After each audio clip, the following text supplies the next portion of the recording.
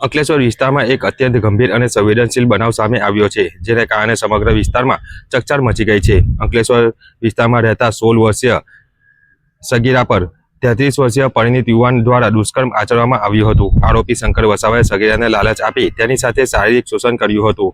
પરિણીત યુવાને શારીરિક શોષણ કરતા સગીરા ગર્ભવતી બની ગઈ હતી, જે બાબતે થોડા સમય બાદ ગુપ્ત રહી હતી। પરિસ્થિતિ ગંભીર બનતા સગીરાએ બાળકીને જન્મ આપ્યો હતો। આ ઘટનાની જાણ થતાં પરિવારજનો અને સ્થાનિક લોકોમાં ભારે રોષ ફેલાયો હતો। બાદમાં આ મામલો એ ડિવિઝન પોલીસ સુધી પહોંચતા તાત્કાલિક કાર્યવાહી હાથ ધરવામાં આવી હતી। એ ડિવિઝન પોલીસે સગીરાની ફરિયાદના આધારે શંકર વસાવા સામે પોક્સો અધિનિયમ તેમજ ભારતીય દંડ સંહિતા હેઠળ દુષ્કર્મ સંબંધિત કલમો મુજબ ગુનો નોંધ્યો છે। પોલીસ દ્વારા ઝડપી તપાસ હાથ ધરી આરોપી શંકર વસાવાની ધરપકડ કરી છે અને હાલ તેની પૂછપરછ ચાલી રહી છે। હાલ પીડિતાની તબીબી તપાસ કરવામાં આવી રહી છે અને તેને જરૂરી આરોગ્ય તેમજ કાનૂની સહાય પૂરી પાડવામાં આવી રહી છે। સાથે બાળકીની પણ તબીબી દેખરેખ રાખવામાં આવી રહી છે।